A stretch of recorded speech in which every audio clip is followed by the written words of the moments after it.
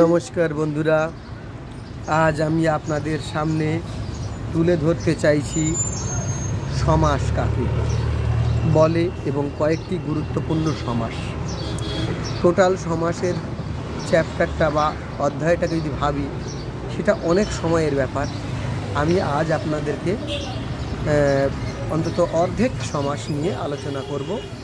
প্রথমে আসি, সমাস কাকে বলছি। পদের সঙ্গে পদের মিলনে সমাস সৃষ্টি হয়, আর বর্ণের সঙ্গে বর্ণের মিলনে সন্ধি হয়। এটা আমরা অনেক আগের থেকে সবাই জানি। আজ আমি আপনাদেরকে স্মরণ করিয়ে দিচ্ছি।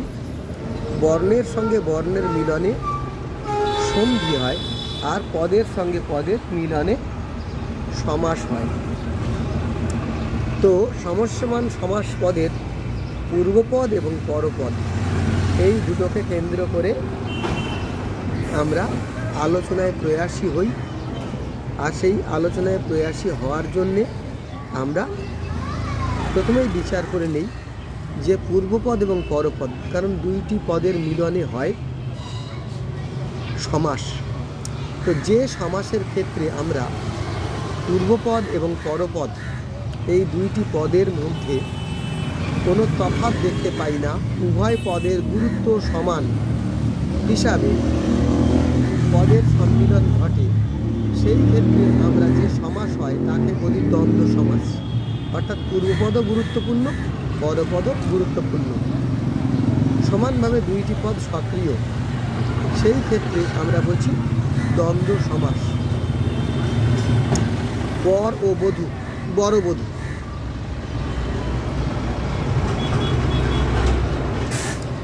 মিঠে ও কড়া, মিঠে কড়া, এগুলো দ্বন্দ্ব সমাস। কিন্তু ঠিক যখন এই প্রথম পদ এবং দ্বিতীয় পদ তথা পূর্বপদ এবং পরপদ, এই দুই পদের কোনোটাই গুরুত্ব না পায় এবং সমাসকৃত পদের ভিন্ন অর্থ প্রকাশ পায়, তখন তাকে, অর্থাৎ তৃতীয় কোনো অর্থ বহন করে, সমাস হয়ে যাওয়ার পর তৃতীয় কোনো অর্থ বহন করে শব্দদ্বয়, পদদ্বয়, তখন তাকে আমরা বলছি বহুব্রীহি সমাস। সে কেমন? ধরুন পীতাম্বর, পীত শব্দের অর্থ হলুদ এবং অম্বর শব্দের অর্থ কাপড়, কিন্তু পীতাম্বর শব্দের অর্থ মহাবিষ্ণু, বিষ্ণু। পীতাম্বর যাহার, ব্যাসবাক্য। এটা হলো গিয়ে বহুব্রীহি। এবার আমরা নজর করব যে অব্যয়ীভাব সমাসের ক্ষেত্রে আমরা গুরুত্ব দিতে যাব। অব্যয়ীভাব সমাসটা কি? অব্যয়ীভাব সমাসের ক্ষেত্রে আমরা দেখি যে পূর্বপদের গুরুত্বটা অধিক। যে সমাসে পূর্বপদের গুরুত্ব অধিক তাকে আমরা বলছি অব্যয়ীভাব সমাস। কিন্তু সেই অব্যয়ীভাব সমাসটা তখন হবে যখন কিনা উপসর্গ সহযোগে পূর্বপদে উপসর্গ যোগ থাকবে, তাকে বলবো আমরা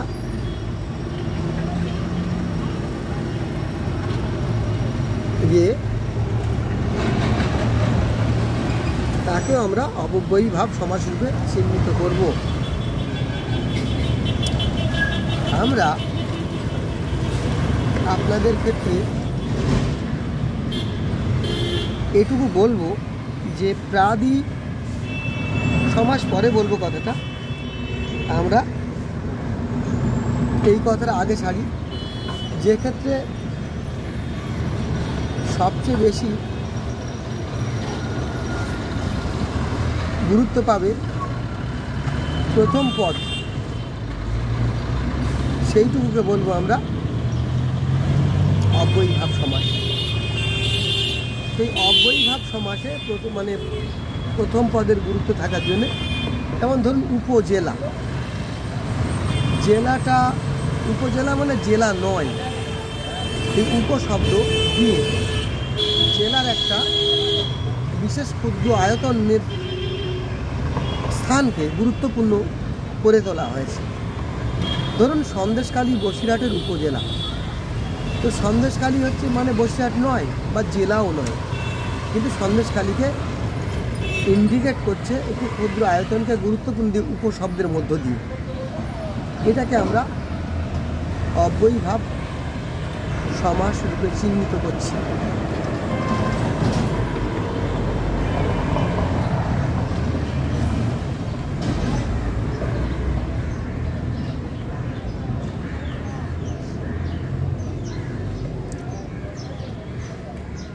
এরপরে আপনাদেরকে অন্যান্য এইগুলোর দিকে আমরা বলবো। প্রাদি সমাসের ক্ষেত্রে আমরা সবসময় দেখব যে সেখানে উপসর্গ সহযোগে সমাস গঠিত হচ্ছে। যেমন প্রভাব, এই প্রভাব শব্দটা, প্রভাবের কিন্তু প্রর কোনো অর্থ নেই, উপসর্গ সংযুক্ত হচ্ছে কিন্তু পরবর্তী শব্দের গুরুত্বটা পাচ্ছে। প্রাদি সমাসের ক্ষেত্রে পরবর্তী শব্দের পূর্বপদের কোনো গুরুত্ব নেই। প্রভাব, প্রভাব, পরাভব, এই পরবর্তী শব্দের গুরুত্বটা যেখানে পাচ্ছে সেটা হচ্ছে প্রাদি সমাস, যাকে আমরা মিল খুঁজে পাই উপপদ তৎপুরুষের সঙ্গে। সুতরাং আমরা এই পর্যন্ত আজকে একটু বলতে পারলাম যে সমাসকে একটু আমরা সামারি করে নিই, যে ক্ষেত্রে পূর্বপদ এবং পরপদ দুটোই সমানভাবে গুরুত্বপূর্ণ, একটি থেকে আরেকটি আলাদা নয় বা কোনো একটির গুরুত্ব নেই, বিশেষ গুরুত্ব নেই। সেটা হলো গিয়ে দ্বন্দ্ব সমাস, যে ক্ষেত্রে পূর্বপদ এবং পরপদ দুটো পদেরই কোনো গুরুত্ব না হয়, তৃতীয় কোনো অর্থ বহন করছে, সেটা হচ্ছে বহুব্রীহি সমাস। যে ক্ষেত্রে পূর্বপদের গুরুত্ব অত্যন্ত বেশি, পরপদ নিষ্ক্রিয় হয়ে যাচ্ছে, সেক্ষেত্রে আমরা দেখতে পাচ্ছি অব্যয়ীভাব সমাস। আর প্রাদির ক্ষেত্রে দেখছি উপসর্গ সহযোগে পদ গঠিত হচ্ছে, দুইটি পদ সমাসবদ্ধ হচ্ছে, কিন্তু সেখানে পরপদের গুরুত্ব বেশি, সেটা হচ্ছে প্রাদি সমাস। তাহলে আপাতত এই চারটি আপনাদের কাছে থাকলো, বাকি তিনটি আমি রিপিট করে আপনাদের সামনে আবার আলোচনা করব। ধন্যবাদ সকলকে আমার এই বক্তৃতা শোনার জন্যে।